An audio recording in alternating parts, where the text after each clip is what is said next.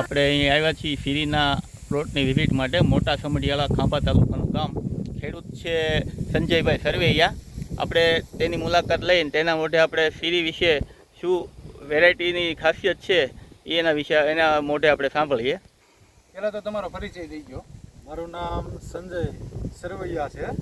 ગામ મારું મોટા સમઢિયાળા. પછી આ તમે કઈ વેરાયટી વાવેલી છે? આ બધું સીરી છે, 10 વીઘાનો આપણે. પછી તમે જે ત્યાં બીજી વેરાયટી વાવેલી છે? બીજી વેરાયટી જાદુગર વાવ્યું છે, એટીએમ વાવ્યું છે, પણ એની કરતાં બહુ સારી છે. એમાં ને એમાં તફાવત આ કપાસમાં? તફાવત ગણો ને તો 80% તફાવત છે. આમાં દવાના રાઉન્ડ આપણે ટોટલ 3 કર્યા છે.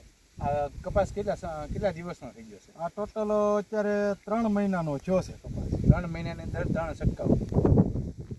બીજી વેરાયટી કરતાં દવામાં દવા ઓછી જોઈએ એવું? દવા હાવ ઓછી.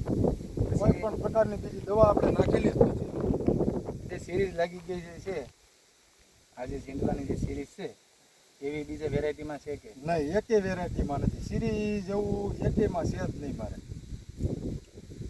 તો ખેડૂત મિત્રના મોઢેથી આપણે સાંભળ્યું કે ભાઈ વેરાયટી કેવી છે, સિરીઝ પણ લાગી ગયેલી છે, જેવું નામ એવું જ કામ છે. જોઈ લો તમે.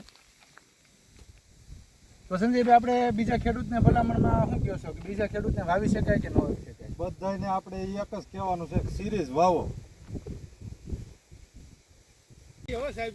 હે આવશે.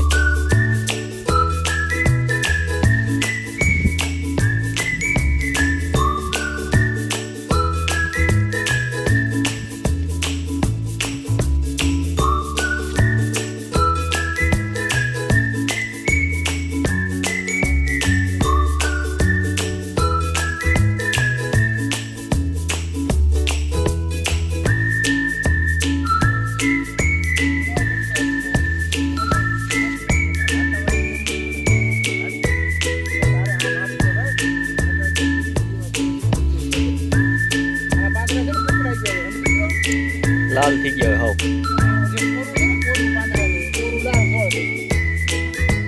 લાલ